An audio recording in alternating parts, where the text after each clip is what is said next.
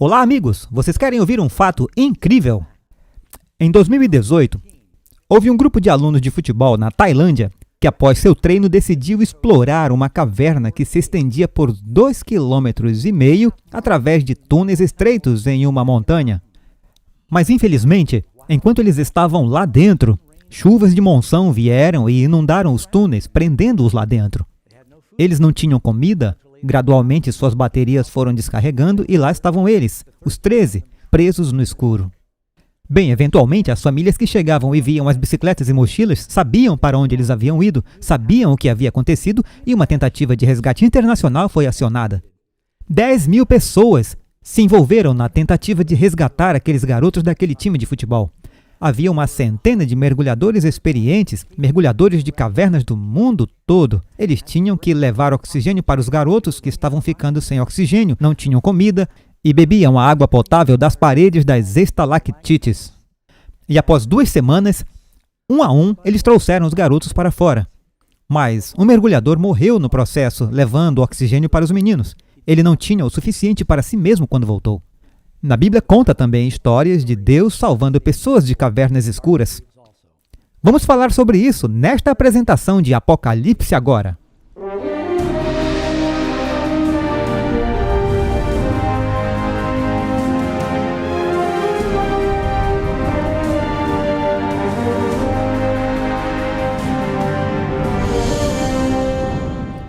Hoje eu vou fazer algo um pouco diferente do nosso estudo regular de Apocalipse. A Bíblia nos diz em Apocalipse que eles venceram pelo sangue do Cordeiro e pela palavra do seu testemunho. Por isso eu quero usar a Bíblia, mas eu também prometi que ia dar saudações especiais a um amigo. Eu tenho um amigo que eu disse que ele acenaria. Esse amigo sabe que é para ele essa saudação. E por isso eu quero desejar a vocês também uma saudação especial. Esta manhã eu vou compartilhar o meu testemunho pessoal sobre como eu cheguei ao Senhor. E vou dizer que esse momento é surreal para nós nos Fatos Incríveis, pois este é o nosso primeiro dia nas novas instalações desde a concepção. Já passaram 20 anos desde a concepção. 10 anos, penso eu, pelo menos, desde que compramos a propriedade. E louvado seja Deus por isso. E você deve estar pensando, 31 de outubro, dia das bruxas? Hoje é 31 de outubro, dia da reforma. Isto é, 503 anos depois que Martinho Lutero pregou aquelas teses na porta de Wittenberg. E, isso se tornou catalisador para uma grande reforma das Escrituras. Antes de entrar em meu testemunho, acabamos de falar sobre um fato incrível de como aqueles garotos foram salvos de uma caverna escura.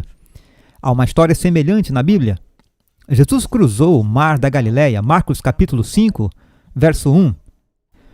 E assim atravessaram o mar e foram para a região dos Gesarenos. Logo que Jesus desceu do barco, veio dos sepulcros, caminhando ao seu encontro, um homem possuído por um espírito imundo.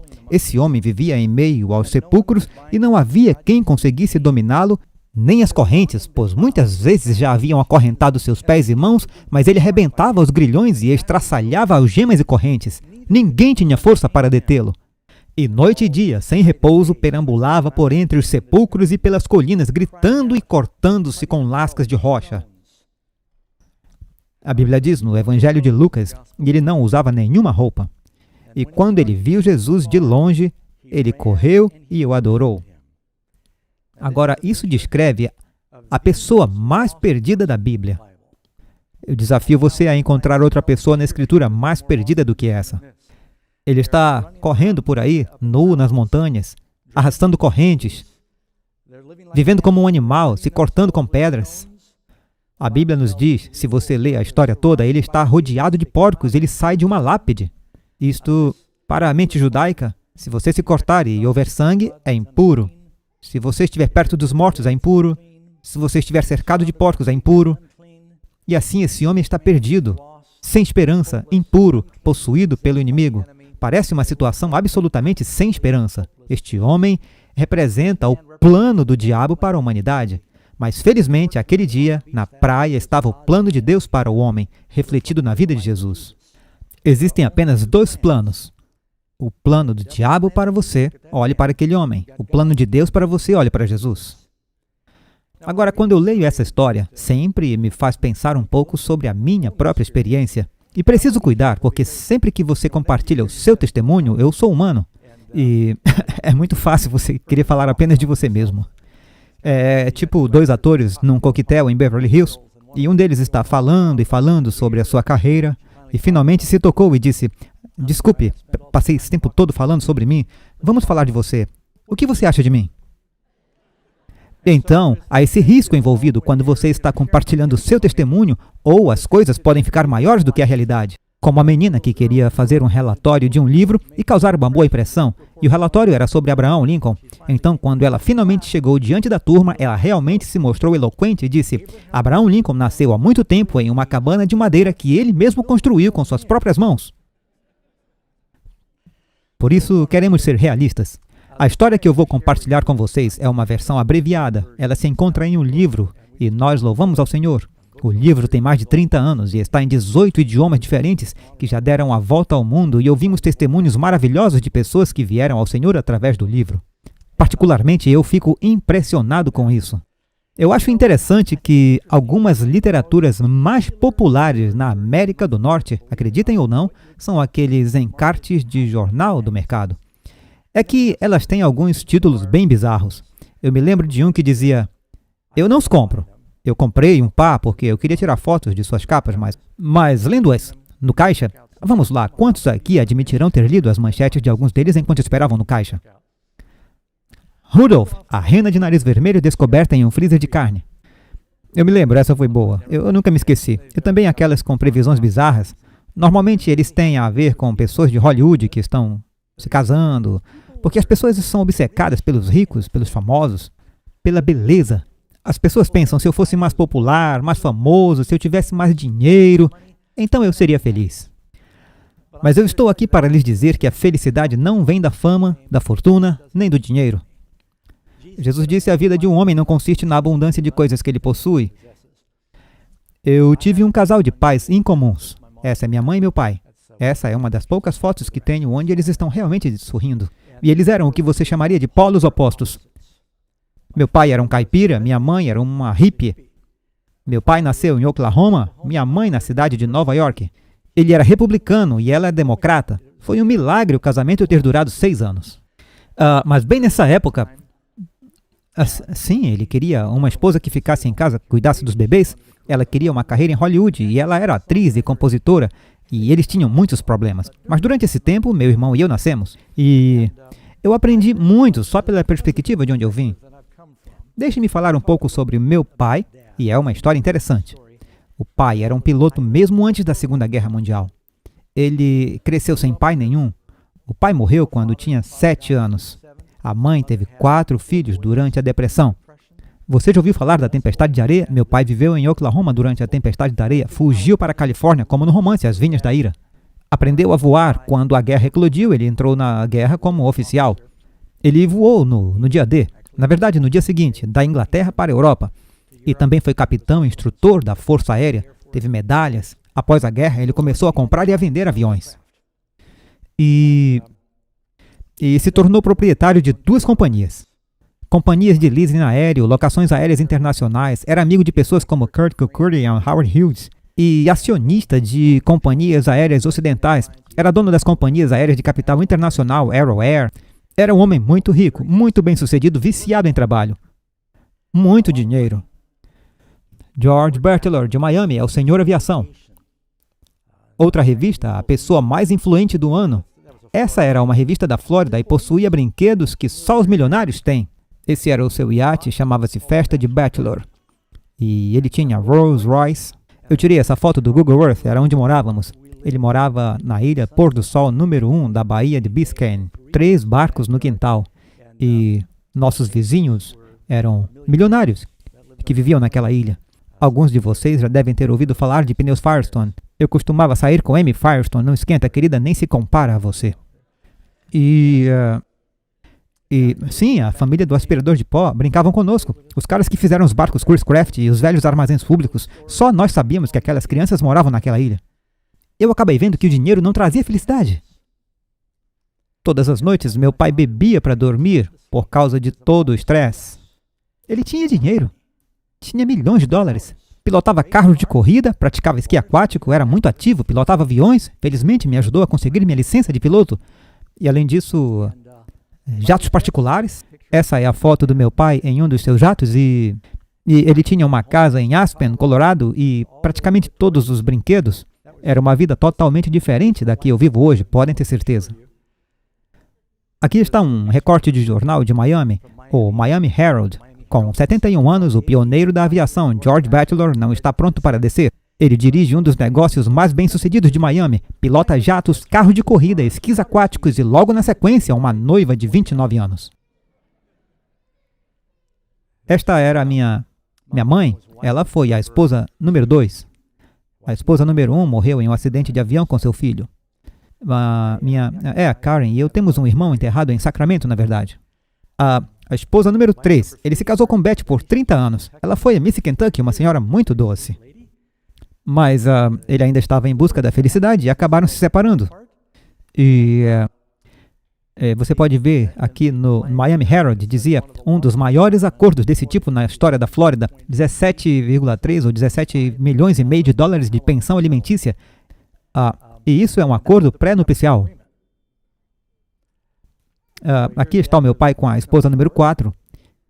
E este é o meu irmão Falcon. Falcon e eu recebemos nomes de aviões. Eu me chamo Douglas em homenagem a McDonnell Douglas DC-3.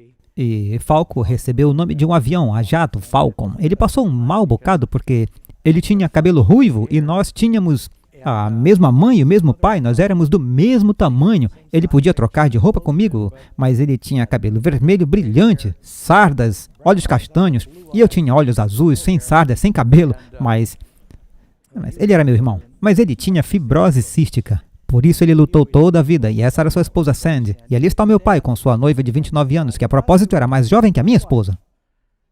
Na verdade, se você quiser, apenas algumas curiosidades, eu sei que as mulheres realmente gostam desses detalhes, mas a sogra do meu pai era mais jovem do que eu.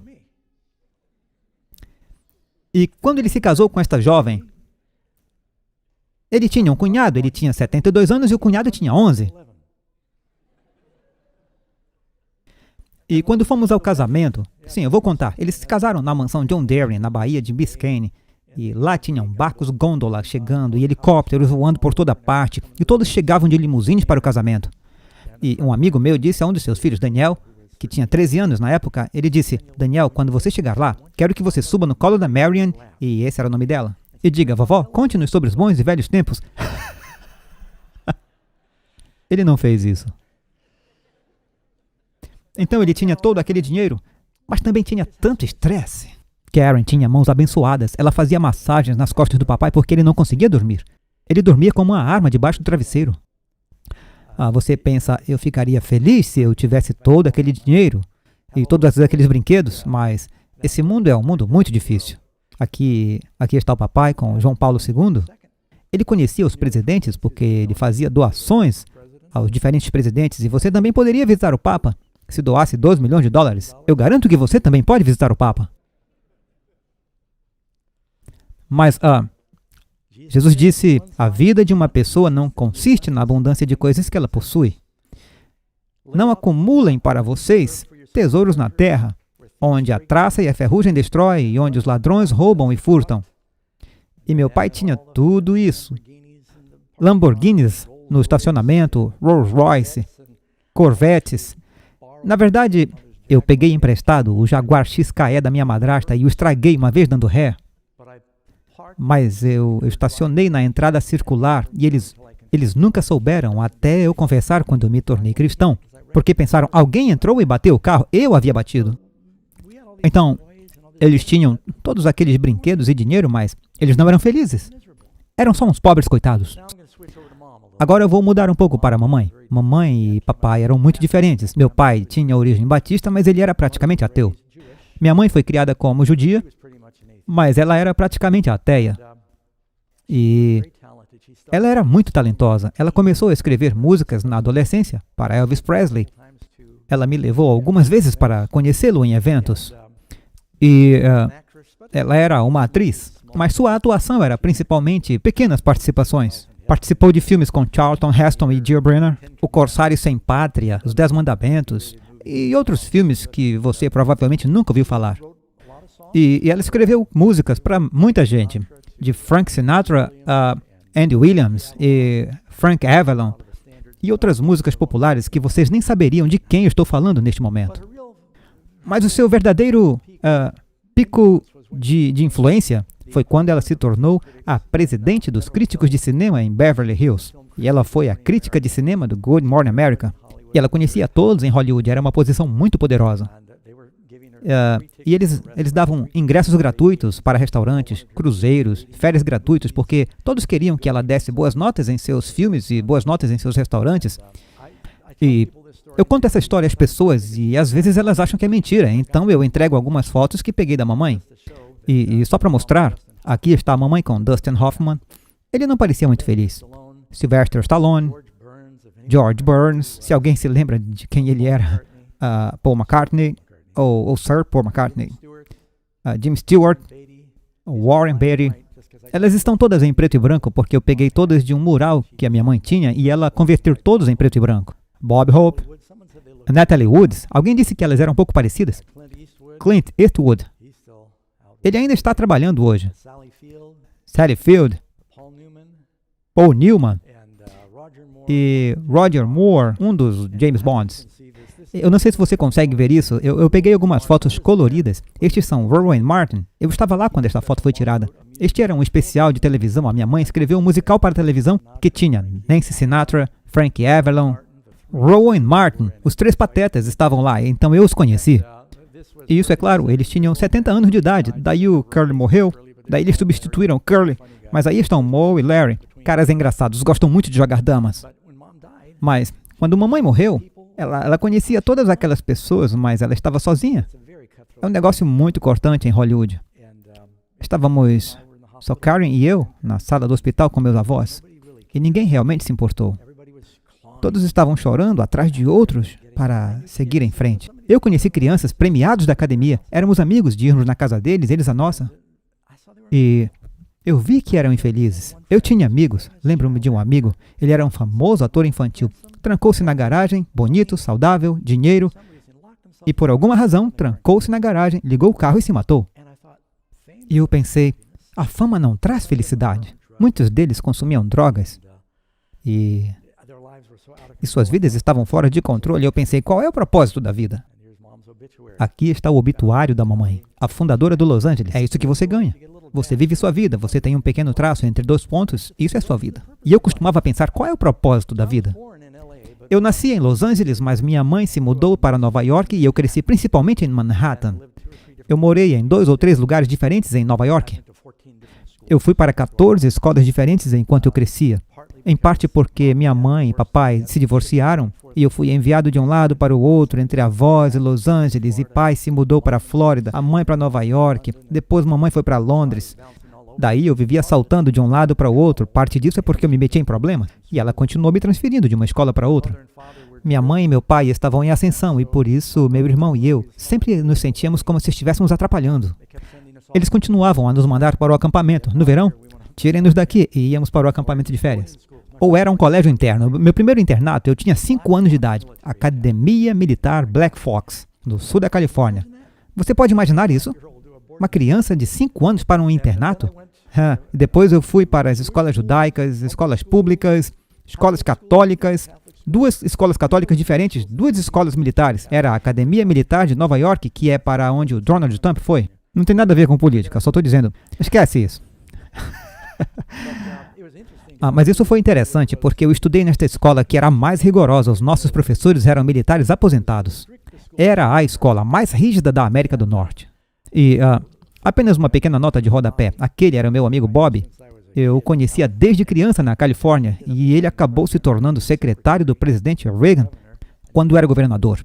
E ele estava com o presidente quando Reagan foi baleado do lado de fora do carro. E eu tenho amizade com Bob até hoje. Mas eu fui a todas essas escolas e eu não tinha nenhum propósito. Eu estava tão infeliz. Eu pensei, qual é o propósito da vida? Você morre? Você vive um pouco de tempo e se transforma em fertilizante? Se a maioria das pessoas não está feliz, por que não se mata? Dá um basta nisso. O dinheiro não traz felicidade. Fama e boa aparência, fortuna não trazem felicidade. A vida parece ser tão vazia e sem propósito.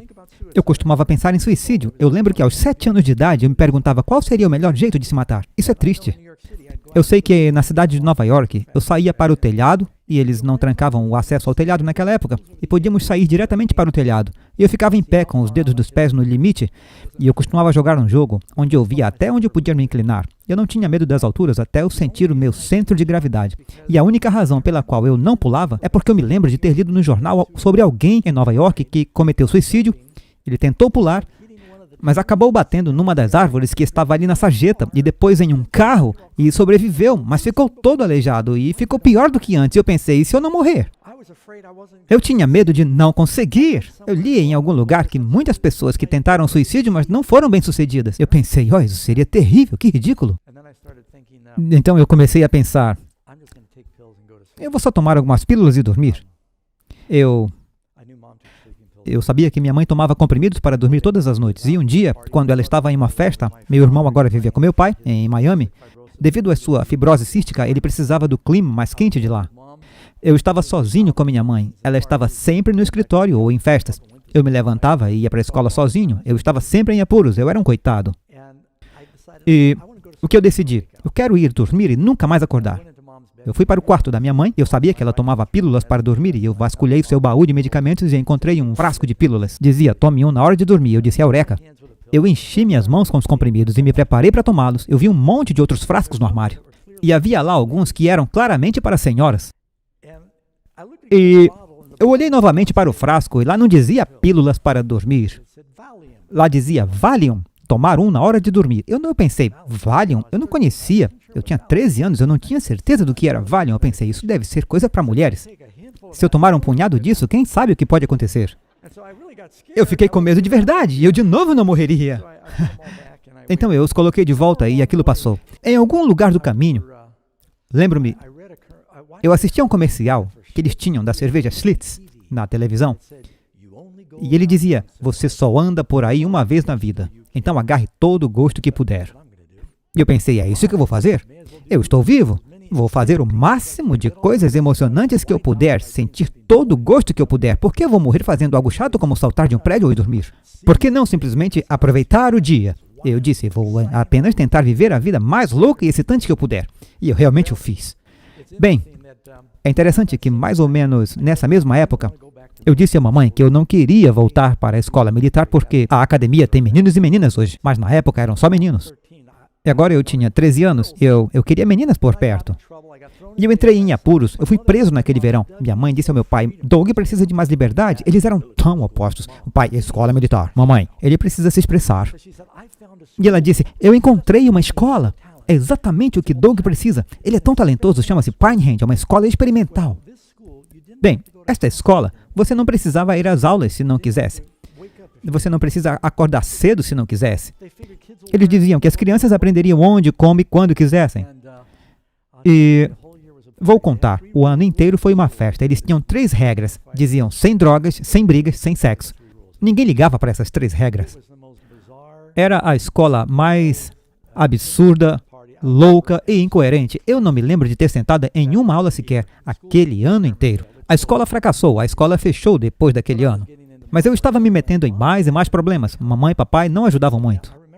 Eu me lembro de uma vez quando a mamãe se sentou comigo e disse, olha, Doug, eu sei que você vai se deparar com drogas na rua. Eu vou me sentir melhor se você fizer isso aqui em casa. E eu tinha 13 anos. A mamãe acendeu um baseado e fumou maconha comigo. Mamãe e papai fumavam cigarros e bebiam, tomavam álcool com nossas refeições. E ela deixava meu irmão e eu beber vinho mesmo quando crianças. E eu comecei a beber cedo porque meu pai sempre deixava seus martinis jogados por ali. E eu gostava das azeitonas que ele deixava em seus martinis. Ele não gostava. E eu saía dizendo, eu quero azeitona. Comecei a gostar de tudo que era fermentado. E eu comecei a esvaziar seus copos. E desenvolvi um gosto pelo álcool quando vivia com meu pai, quando eu era criança. E eu comecei a fumar maconha regularmente com a mamãe 2 ou 3 vezes por semana. Comíamos sorvete e víamos televisão. Meu irmão vinha da Flórida e dizia, isso não é justo. eu não posso fumar porque a fibrose cística é uma doença pulmonar. E minha mãe dizia, não se preocupe, eu vou fazer alguns biscoitos. E eu sei que agora está legalizado, mas a minha mãe fazia biscoito de maconha há muito tempo atrás. E ela fazia biscoitos de haxixe, biscoito de maconha para o Falcon e para mim. Eu me lembro de uma vez que eu levei alguns para a escola e eu dei a um professor. Eu disse, minha mãe fez alguns brownies extras e eu queria saber se você quer alguns. Eu não contei isso para minha mãe, eu só queria saber o que vai acontecer. A professora estava muito feliz no dia seguinte. Então eu me metia em muitos problemas. E quando eu descia para morar com o papai, no verão, passávamos com o papai, as férias, ficávamos com o papai. Ele morava na ilha, tínhamos um mordomo e uma empregada.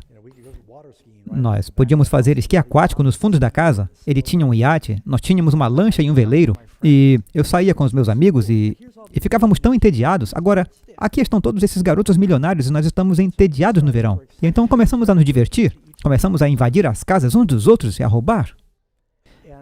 E não era como se disséssemos, bem, vamos invadir a minha casa essa semana e vamos invadir a sua na semana que vem. Estávamos invadindo as casas dos outros milionários. Mas nós não precisávamos, nós tínhamos dinheiro.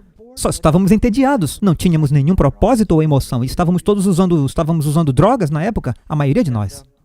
E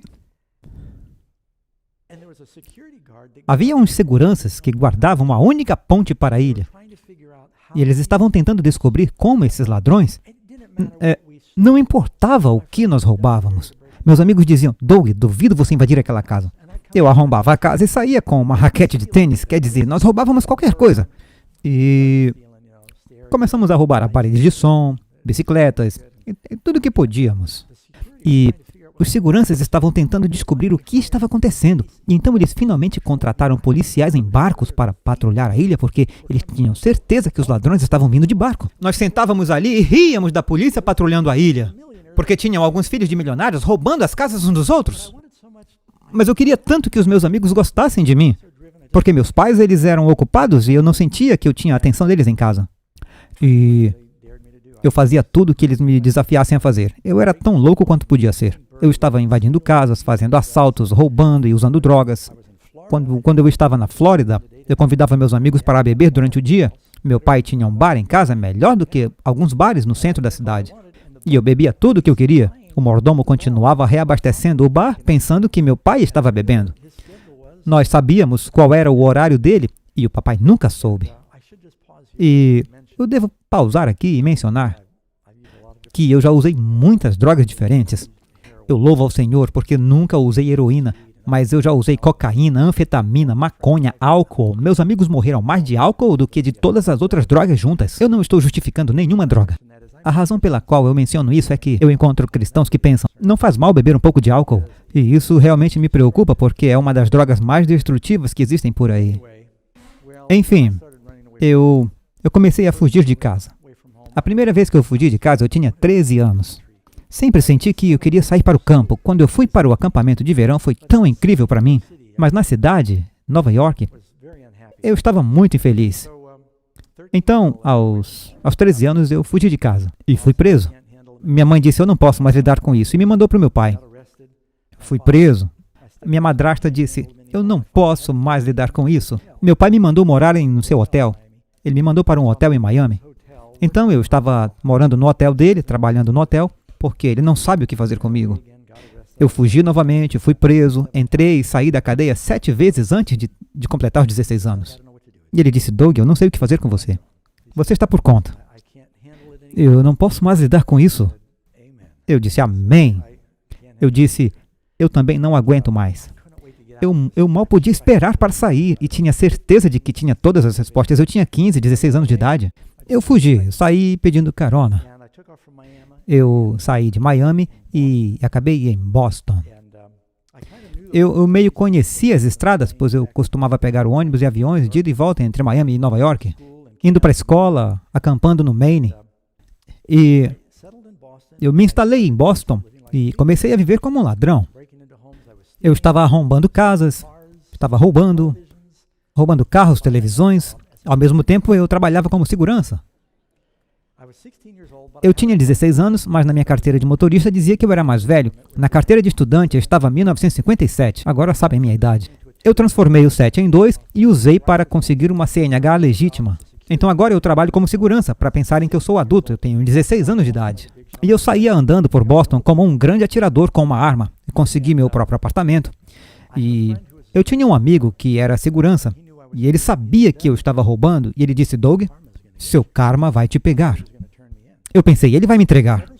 Eu nunca roubei nos lugares que eu guardava, porque eles confiavam em mim. Eu vigiava de noite e roubava durante o dia, porque se você sai de um apartamento durante a noite com uma TV, você parece suspeito. Mas se você sai com uma TV em plena luz do dia, eles pensam, você está mudando. Então, ele descobriu o que eu estava fazendo, e eu perguntei, você vai me denunciar? Eu não quero perder meu emprego. Roubando, você nunca sabe quanto dinheiro você vai conseguir. E ele disse, seu karma vai te pegar. O que isso quer dizer? Eu estava um pouco assustado, mas fiquei intrigado. Ele disse, tudo que você faz, Deus vê, e você vai receber de volta por isso. Você faz mal, ele volta. Você faz bem, ele volta. Eu disse, oh cara, Deus não existe. Eu roubei aquela TV, aquele carro, nada me aconteceu, nada vai acontecer. Ele disse, você vai ver. E alguns dias depois dessa conversa, eu acordei em meu apartamento em Boston e me perguntei por que minha porta estava meio aberta. Eu olhei e vi que a minha TV tinha desaparecido. E o meu som. Eu fiquei chateado, eu chamei a polícia, eu queria encontrar aqueles ladrões. A que ponto o mundo está chegando? Eu pensei, eu fiquei chateado. Eu fiz um BO. E então eu comecei a observar e tudo que eu fazia parecia dar errado. Eu roubava um carro e o levava para Nova York para tentar vendê-lo. O pneu furava. E eu não era um ladrão de carros muito bom. Nem o pneu eu consegui trocar. Peguei carona para voltar na chuva. E foi triste demais. Ou eu roubava algo enquanto bebia e o escondia. E quando acordava, eu não me lembrava onde havia escondido o roubo. Ou arriscava minha vida e roubava algo, e depois eu descobria que havia roubado algo quebrado. Nem funcionava. E depois eu ficava furioso, eu dizia, por que alguém guardaria um aparelho de som quebrado? Ou eu roubava algo dos meus amigos para ladrões e eles roubavam de mim. E eu comecei a pensar, isso não está dando certo. E o que finalmente me convenceu de que havia um Deus foi algo bem pequeno. Eu comecei a observar, essa coisa de karma existe mesmo. Eu fui até a casa de alguém e roubei uma caixa de mistura instantânea de panquecas do Krusty. Eu peguei porque tinha uma variedade de trigo integral, era uma caixinha novinha em folha. E apesar de estar bebendo, fumando cigarros e usando drogas e tudo mais, eu era um hippie. Eu queria parecer saudável. Eu costumava rir disso. Eu lembro que eu roubei isso antes de eles usarem código de barras em cima da caixa. Estava carimbado com $1,19. Eu voltei para minha casa e naquele mesmo dia, alguns amigos chegaram. Eu preparei um frasco de suco instantâneo Tang e eles beberam tudo. E ali, junto ao frasco vazio, estava a tampa sobre a mesa. Eu olhei e dizia $1,19. Eu olhei para a mistura de panquecas e eu disse, oh, que estranho. Eu disse, deve haver um Deus. E isso me atingiu. Eu estava atordoado. Eu disse, deve haver um Deus. Não pode ser um acidente. Então eu pensei, talvez haja um céu. Talvez haja um outro lugar. E eu sabia para onde eu estava indo. Eu pensei, é melhor eu descobrir mais sobre isso. Agora, eu não estava interessado em cristianismo, porque para mim todos os cristãos eram hipócritas. Então eu saí nessa busca, e eu estava tentando descobrir qual era a verdadeira religião. Na época dos Beatles, todos estavam interessados nas religiões orientais. E então eu disse, os cristãos são todos hipócritas. Eu cometi o mesmo erro que muitas pessoas. Quer conhecer um cristão? Olhe para um cristão. E eu não fiquei muito impressionado. Eu ligava as notícias que diziam, os protestantes na Irlanda estão explodindo os católicos, e os católicos estão matando os protestantes. Todos dizem que são cristãos. Jesus disse, amem seus inimigos. Eles estão se matando. Eu disse, bando de hipócritas. Não julgue o cristianismo pelos cristãos. Você precisa julgar o cristianismo por Cristo. Ele nunca o decepcionará. Por isso eu comecei a entrar em todas as religiões orientais. Entrei em meditação transcendental, yoga, budismo, método Silva. Eu estava fazendo tudo o que eu podia procurando Deus. Eu já sabia um pouco sobre o judaísmo. Minha mãe havia me levado para o templo. Eu entrei no yoga, que é onde você faz todas aquelas combinações, exercícios contorcidos tentando encontrar a Deus, e tudo que eu encontrei foi meu cabelo que caiu quando eu fiz aquilo. E eu estava por aí pedindo carona, 16 anos, estava pedindo carona no sul da Califórnia, em Santa Mônica, e eles disseram que na missão cristã, se você fosse lá, eles lhe dariam comida de graça. mas você tinha que assistir o culto. Eu disse, comida de graça, tudo bem. Então, um amigo e eu fomos a um culto e nos sentamos lá e tinha uma pessoa compartilhando seu testemunho e pregando. Eu pensei, sabe, eu fiquei meio emocionado com seu testemunho, mas do que ele está falando? Nascido de novo, santificado, era como se fosse outra língua para mim. Eu não sabia o que queriam dizer. E eu senti tanta vergonha, porque eu estou sentado ali com todos aqueles bêbados, drogados e com meu amigo, e todos eles estão sendo tão desrespeitosos, arrotando, doentes, e aquelas pessoas eram tão simpáticas. Eles trouxeram comida boa, cozido com pão e torta de cereja. Eu nunca esqueci isso. Era uma boa comida. Alguns dias depois, alguém me disse, você pode conseguir comida grátis se você for à missão Hare Krishna. Eu disse, vamos tentar. Vamos experimentar. Hare Krishna, eles acreditam na reencarnação, é isso que eu quero. Então eu fui com meu amigo de Nova York, Jay. Ele era do Brooklyn, Nova York. E nós entramos e eles tinham bateria, guitarra elétrica e todos vestiam uma espécie de pijama de açafrão, parecia um pijama. E eles estavam pulando para cima e para baixo. E eles tocavam bateria e guitarra elétrica e não paravam de dizer, eu não quero faltar a respeito, foi exatamente o que eu vi. Hare Krishna, Krishna Krishna, Hare Hare, Hare Rama, Rama Hare Hare Rama. Eu nunca esqueci isso, porque eles cantaram por 2 horas. E na metade do caminho, eu disse, com licença, eu preciso ir ao banheiro. E eu só aguentei até a hora da comida. Quando eu pensei que eles estavam se cansando, eu voltei. Meu amigo Jay estava entrando na onda. Eu disse, ei cara, pare com isso é hipnose. E então eles nos deram iogurte e passas. Por tudo isso, eu disse, eu não vou entrar nessa igreja. Mas eu estava buscando, eu estava aberto. Eu entrei no hinduísmo e fazia meditação. Até fiz um curso do método Silva, do controle da mente. Eu já tinha sido, como eu disse, eu sabia algo sobre o judaísmo e o catolicismo. No verão, eu voltei para Boston. Meu pai veio me visitar. E ele disse, Doug, você está desperdiçando sua vida. Eu me sentia como um figurão. Eu estou me virando, eu tenho 16 anos. Eu estou me virando. Eu disse, olha, eu estou cheio da grana. Eu disse, deixe-me pagar o jantar. E ele disse, Doug, eu não estou impressionado. Eu tenho $1 milhão na pasta. Ele me disse, ele também estava lá para fechar o negócio. E ele disse, você está desperdiçando a sua vida? Meu irmão estava doente. E ele disse, eu tenho tudo isso que eu construí. Você é saudável. Você tem que estudar. Você está desperdiçando a sua vida. Ele disse, eu encontrei uma escola. Eu disse, eu não vou voltar para a escola militar. E ele disse, fica num barco. É excelente. Navega ao redor do mundo, na verdade, são 2 barcos. Chamava-se a Escola Flint no exterior. Existiam 2 escolas como esta na época, então uma delas fizeram um filme chamado Tormenta, com Jeff Bridges. Mas essa foi para o fundo. Essa aqui, a escola, não é a que afundou. Então ela se chamava Escola Flint. E ele disse, lá tem garotas, você vai poder mergulhar, vai se divertir muito. Eu disse, tudo bem, eu estava ficando meio cansado das ruas e ele parecia tão desesperado. Ele providenciou tudo, inclusive um passaporte em 24 horas. E ele me levou de avião de Boston para Gênova, na Itália. Fomos e conhecemos o barco. E ele lhes entregou o meu passaporte e eles me receberam na escola. As aulas já haviam começado, mas eu também descobri que eu tinha sido enganado, porque esta não era apenas uma escola legal e agradável. Era uma espécie de escola exclusiva para os filhos de políticos e milionários de todo o mundo que tinham tido problemas com drogas ou entrado em cultos para separá-los de seu ambiente e endireitá-los. E lá havia um programa intenso de ensino sobre o ateísmo. Eles nos mostravam filmes sobre Darwin dizendo não a Deus e nos fazendo ler livros de Ayn Rand dizendo que tudo depende de você mesmo. Eu disse, isso é diferente. Agora, eu estava aqui. Eu não estava mais lá e meio que me revoltei um pouco. Era uma vida boa no barco, mas era muito regrada. E no início, eu meio que me revoltei. Eu não participava das aulas porque eu era independente. Agora eu sinto-me como se fosse uma criança novamente. Eu tinha sido adulto e agora eu estou de volta à escola. Eles estão me dizendo o que fazer, as minhas notas acabaram despencando e eu não estava participando.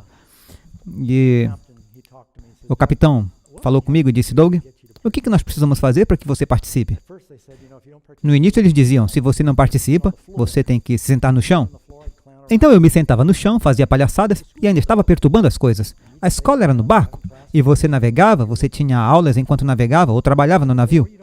Eles diziam, ei, você fica sem comida. Meus colegas de quarto contrabandeavam comida para mim. Eles diziam, isso é moral de destruição. Eles diziam, Doug, você está destruindo o moral de todo o programa. O que temos que fazer para que você participe?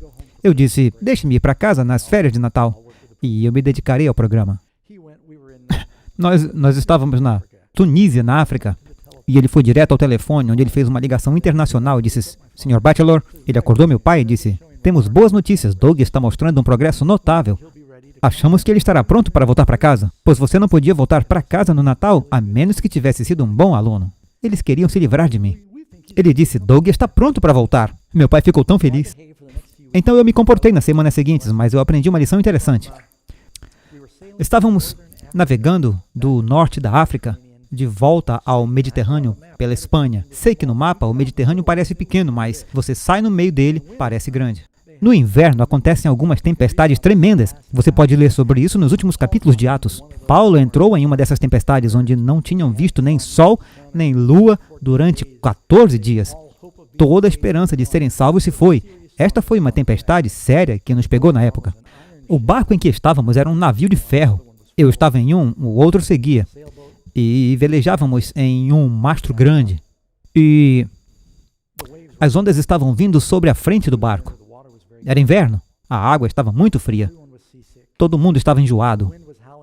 O vento uivava tão forte que quando você estava no convés, você podia gritar a 1 metro de distância que ninguém te ouvia. A vela principal rasgou. Todo mundo estava enjoado, inclusive o capitão. O capitão avisou todos, se você cair no mar, tenha muito cuidado. Se você cair no mar, não podemos nos virar para pegar você com este tempo.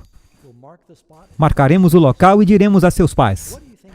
O que você acha que os ateus fazem quando pensam que vão morrer? Foi a coisa mais incrível, a transformação que veio sobre toda aquela escola. Como de repente todos se tornaram tão religiosos. E as pessoas rezavam e faziam... As pessoas também sabem confessar quando pensam que vão morrer. Elas estão prontas para confessar, fazendo promessas a Deus. E é claro, nós sobrevivemos. Mas ali eu aprendi que o medo é um mau motivo para buscar a Deus. Pode até ser um ponto de partida, mas você não deve servi-lo só por medo do lago de fogo. Você deve servir a Deus porque você o ama.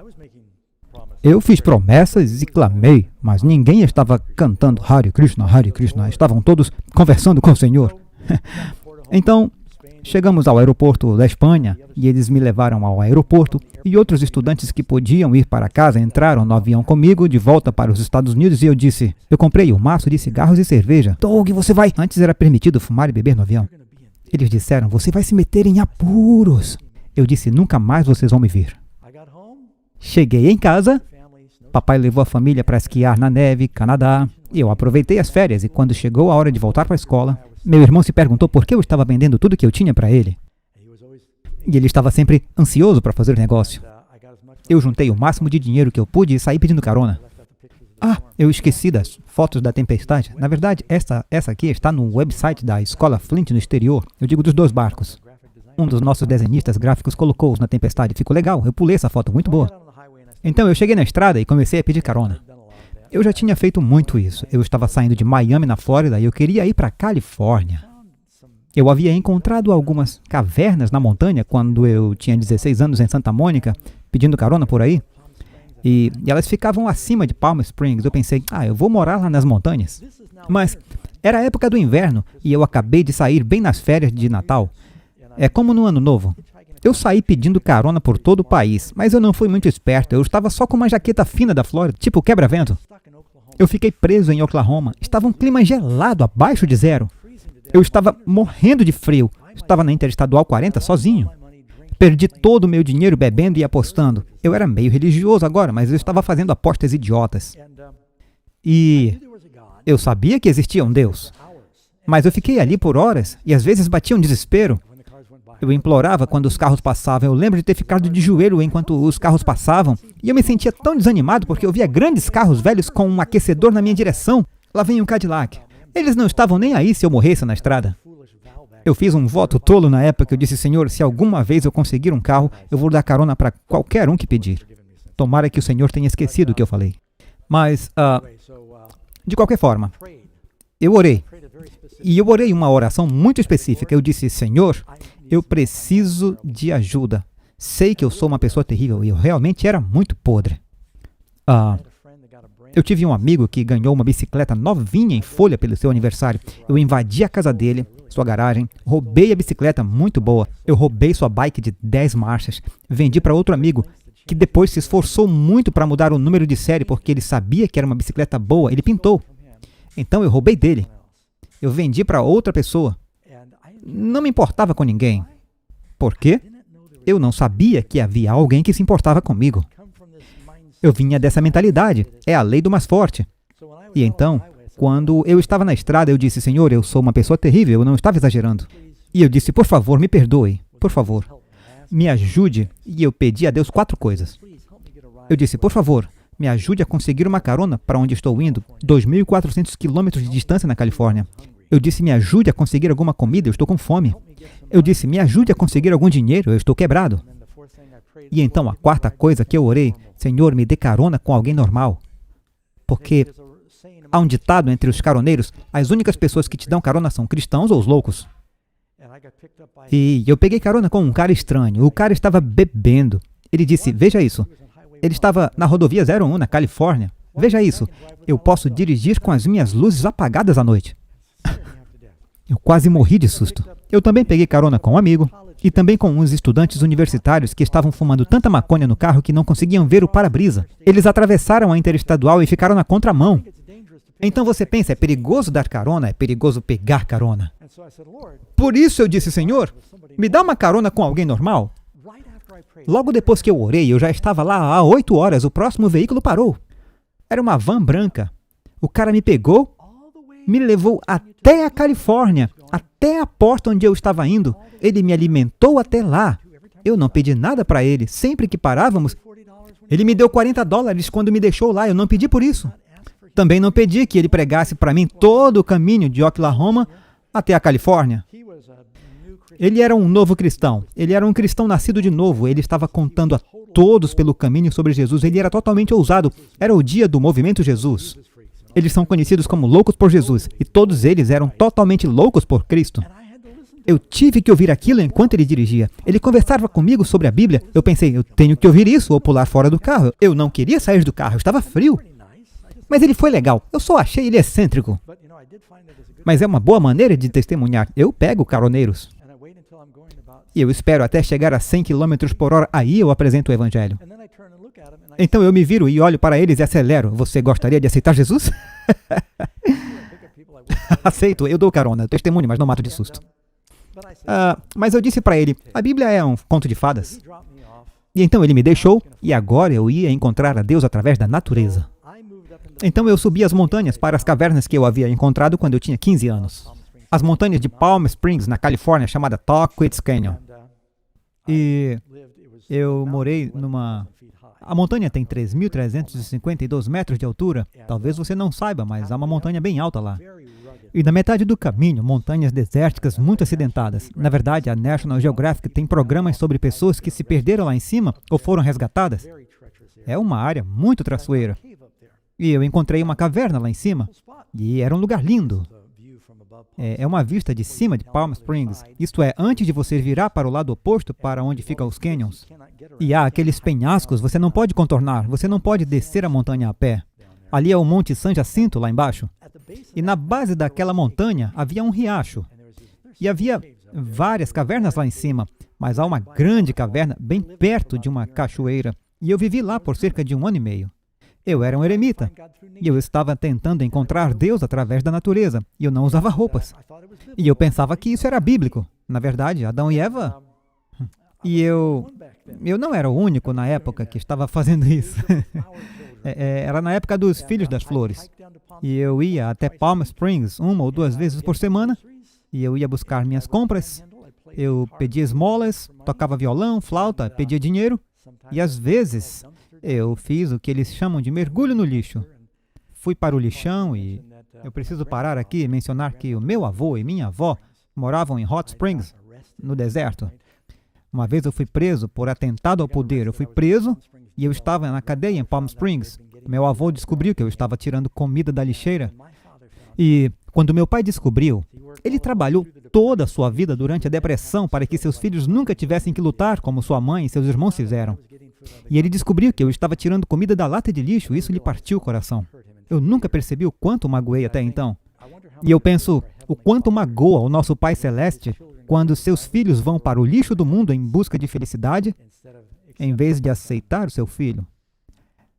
Então, o milagre foi quando eu me mudei para esta caverna. Essa é uma foto do meu gato Stranger. Eu o chamava de Stranger porque ele apareceu do nada um dia lá na caverna. E ele viveu comigo durante 1 ano e meio. Eu gostava porque ele mantinha a população de ratos sob controle na caverna. Ele roubou meu bife enquanto eu cozinhava uma vez. Isso me deixou furioso.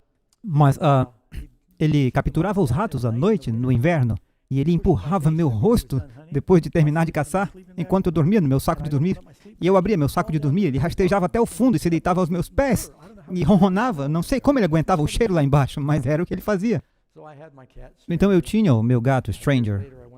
Anos depois eu subi lá com meu filho Micah até a caverna, e esta é a foto da cachoeira da piscina que ficava do lado de fora. Era um lugar lindo, como um pequeno oásis nestas montanhas desérticas muito quentes, era muito difícil chegar lá.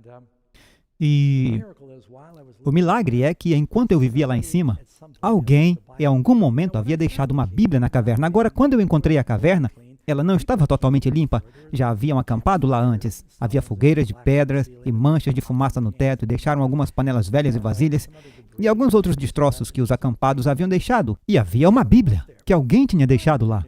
Eu não pensei nada a respeito, havia um pouco de lixo na caverna e eu tinha uma Bíblia junto com o lixo. Mas depois de morar lá por um tempo, eu estava encontrando cristãos na cidade. E aqueles loucos por Jesus, que diziam, você nasceu de novo, você está santificado. Eles me faziam perguntas como, você foi lavado no sangue? E eu, do que você está falando? E eu me sentia um ignorante. Então eu pensei, eu vou ler a Bíblia para poder discutir com eles. Porque naquela época eu curtia a reencarnação, agora eu curtia as religiões indígenas americanas, eu queria estar em alguma. Durante anos, meu pai disse que nós fazíamos parte do Cherokee. E eu dizia a todos, quando eu crescer, eu quero ser um com minhas raízes indígenas. E então meus filhos me compraram um teste de DNA e eu descobri que eu não tenho nada de índio americano.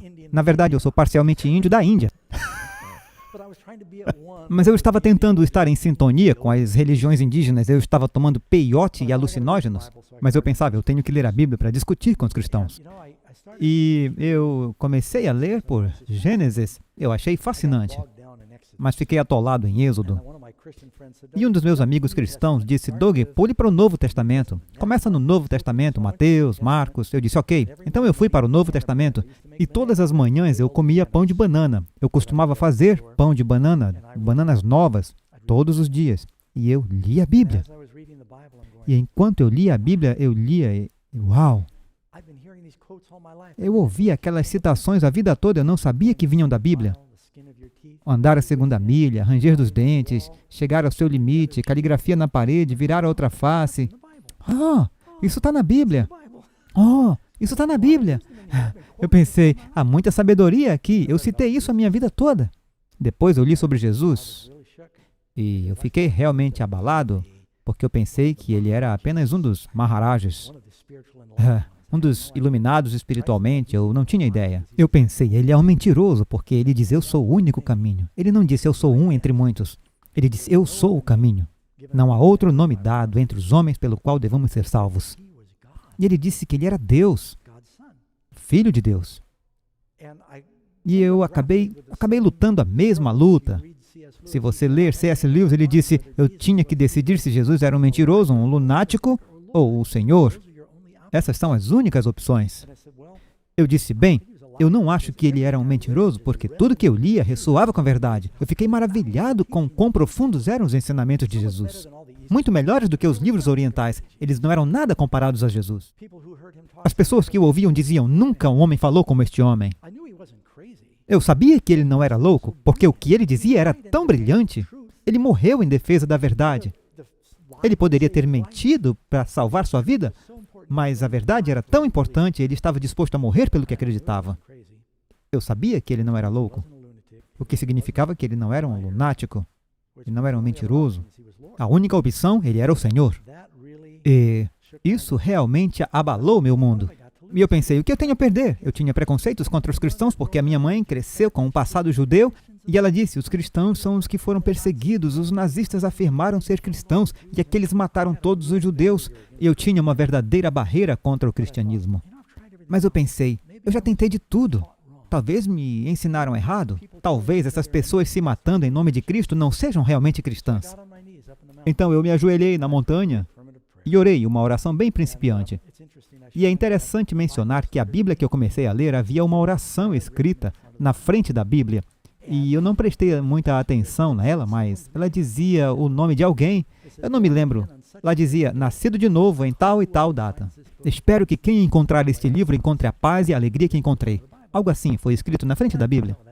Eu pensei, isso é engraçado. Lamento que aquela Bíblia anos depois tenha caído no riacho e tenha inchado. Eu a perdi. Eu gostaria de saber o nome daquela pessoa, porque Deus respondeu às suas preces.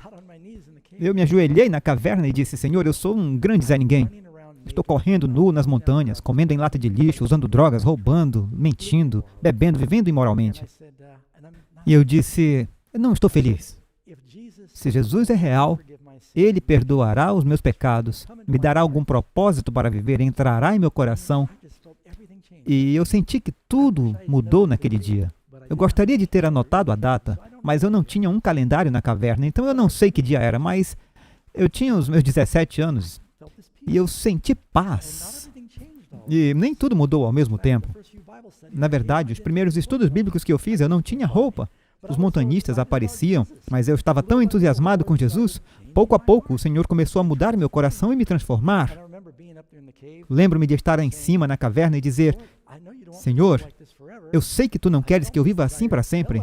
Eu senti esse desejo de dizer a todos. Veja, eu estava na caverna porque eu odiava pessoas. Não me dava bem com pessoas. Pessoas causam problemas. Eu só queria estar sozinho. E agora, eu tenho esse desejo ardente de contar a todos. Meu coração inteiro mudou e eu disse, Senhor, não sei como vou contar a todos, mas se o Senhor quiser que eu conte a outras pessoas sobre Ti, terá que fazer algo para me mostrar. Porque eu sei que eu não posso fazer muito aqui em cima, na caverna. Eu fui à cidade alguns dias depois daquela oração. Eu liguei para minha mãe em Beverly Hills. Eu costumava falar com ela. Ela dizia, me liga para dizer que está vivo. Ela disse, Doug, que bom você ligar. Você vai estar na caverna nos próximos dias? Eu disse, sim. Ela disse, eu quero subir com uma equipe de filmagem. Eu disse, o quê? Ela disse, sim, eu estava contando para alguém da NBC. Eu disse, é o meu filho. O pai dele é o milionário e ele está vivendo em uma caverna. Ele disse, essa é uma história interessante. Você acha que ele nos deixa entrevistá-lo? Ela disse, vai ser difícil chegar lá. Ele mora em escarpas muito altas. A gente aluga um helicóptero. Na verdade, isso me aconteceu 2 vezes. Anos depois, a National Geographic nos pagou para eu voltar na caverna. Então, eles me pagaram 2 vezes para voltarmos à caverna. De repente, a NBC voa com aquela equipe de filmagem. Esta é, na verdade, uma foto que eles tiraram de mim. Se não, essa é a capa do livro. Foi a NBC que tirou essa foto naquele dia. Este é Bill Applegate. Ele levou minha mãe de helicóptero até a caverna. Eles fizeram a entrevista. Foi para a TV 3 vezes naquele dia. Eu conheci um amigo na cadeia e ele disse, eu estava assistindo TV, passou na TV 3 vezes naquele dia. E eu pude compartilhar meu testemunho. E eu pensei, eu só orei, Senhor, se quiseres que eu conte a alguém, tens que me mostrar. Ele envia uma equipe de filmagem para a caverna. Deus é bom, amigos. Eu já estive lá outras vezes. Na verdade, eu deixei uma Bíblia lá, só por precaução. É interessante, este ano eu pude subir com o nosso filho mais novo, Stephen. Ele está sentado aqui, ele já esteve lá em cima. Ele era bem jovem na época. A Karen também já esteve lá em cima. A turma inteira subiu dessa vez. E veja como o Stephen era pequeno naquela época. E, voltando a 2020, algumas coisas boas resultaram do Covid. Eu consegui subir até a caverna pela primeira vez com Nathan. E vou dizer a vocês, amigos, eu estou ficando velho. Mal cheguei lá. Talvez tenha sido a minha última vez lá sem helicóptero. Eu penso como Deus abençoou minha mãe. Esta é a foto do casamento de meu irmão. E essa é uma das poucas fotos que eu tenho da minha mãe e do meu pai juntos. E você pode ver que eu sou a ovelha negra ali, de barba. Sim, eu tinha cabelo até certo ponto à direita. Todos eles já faleceram. E eu quero voltar à história que nós começamos na Bíblia. Aqui Jesus encontrou aquele demoníaco, autodestrutivo, correndo nu, vivendo em uma caverna, em um túmulo, cercado de mortos e porcos. Ele veio até Jesus como ele estava. Amigos, ninguém é um pecador tão grande que não possa vir a Cristo. Você não é um pecador maior do que aquele homem ou do que eu. Ele veio a Cristo Jesus o libertou, ele o vestiu, e então ele disse, vá contar aos outros as grandes coisas que Deus fez por você. Por isso eu me identifico com aquele homem. Deus abre a porta para que cada um de nós venha do jeito que está, e Ele nos aceita. Alguns anos atrás, eu recebi o telefonema da minha cunhada, e ela disse, seu irmão não está indo muito bem. Falcon lutou toda a sua vida. Ele abriu um acampamento para crianças com fibrose cística em Florida Keys, e eu costumava ir lá como pastor do acampamento. E eu fui vê-lo uma vez e, não muito antes de ele morrer, ele tentava caminhar ao redor do campo de golfe, ele parava, tossia, recuperava o fôlego, e nós andávamos e conversávamos. Ele disse, Doug, a vida não é justa. Eu dizia, o que você quer dizer? Ele disse, eu sou inteligente, na verdade eu sou brilhante, mas eu estou doente. E você é saudável, mas é estúpido. Veja, meu irmão tinha todos os brinquedos, casa em Miami Beach, carros, barco e tudo mais, mas ele estava morrendo. Ele disse, eu daria tudo que eu tenho, Doug, se eu pudesse ter seus pulmões e viver um pouco mais. E eu pensei, ele está disposto a dar qualquer coisa terrena se ele pudesse ter um pouco mais desta vida. E ainda assim, Deus deu a seu filho para que você pudesse ter a vida eterna. Fiquei grato por poder estar à beira da cama do Falcon quando ele faleceu, e eu disse, Falcon, será que eu posso orar com você? E mesmo ele sempre me provocando sobre minha religião, no final ele disse, por favor, ora por mim. E eu orei e pedi a Jesus que entrasse em seu coração e perdoasse seus pecados. Eu espero vê-lo no reino. E essa é a minha maior alegria, é poder dizer às outras pessoas que esta vida, fama, fortuna, dinheiro não trazem felicidade. A felicidade vem de ter seus pecados perdoados e de saber que você estará com Cristo através da eternidade e viverá em um mundo feito novo. Você pode sair deste mundo. Você não está doente e cansado de estar doente e cansado? Este mundo sempre foi uma pandemia, amigos. Isto não é novidade. A doença do pecado sempre esteve aqui. Jesus é a única solução para essa doença. E antes de fechar este segmento com uma oração, eu gostaria apenas de perguntar se há alguém aqui hoje, talvez Deus esteja falando ao seu coração, e você não tenha tomado a decisão de entregar totalmente a sua vida ao Senhor. Os amigos que assistem ao programa Apocalipse Agora, você pode tomar essa decisão agora mesmo e entregar o seu coração a Jesus. Você gostaria de dizer sim a Ele? Podemos curvar a cabeça por um momento? Se o Espírito Santo falou com você, e talvez você se distraiu com as coisas deste mundo, e você queira dizer, Senhor, eu quero dar a Jesus o primeiro lugar em meu coração, eu quero viver para Ele. Você está disposto a levantar a mão na presença dEle e dizer, Senhor, este sou eu. Pai do céu, Tu vês estas mãos. Peço que fales a cada coração e os ajude a saber que Tu farás por eles o que fizeste por este endemoniado e por mim e por tantos outros. Que Tu os aceita exatamente como estão. Perdoe seus pecados e depois os transforme, Senhor. Abençoa-os com essa experiência e essa paz agora mesmo. Oramos em nome de Jesus. Amém.